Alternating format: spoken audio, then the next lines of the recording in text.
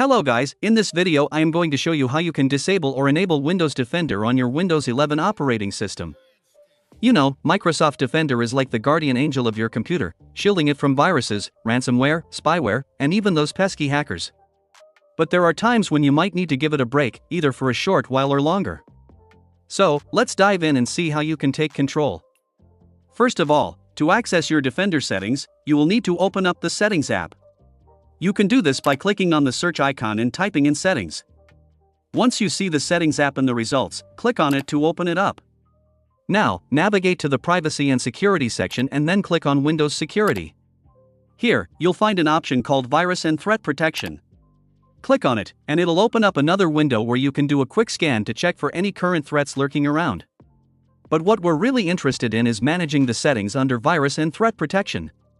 Here, you'll find the toggle button that lets you enable or disable Microsoft Defender.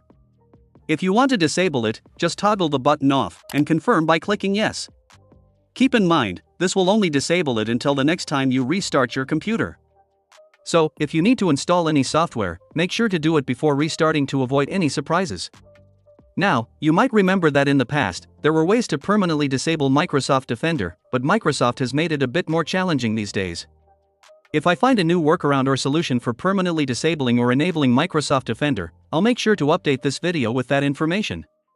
So, there you have it. That's how you can easily manage and control Microsoft Defender on your Windows 11 operating system.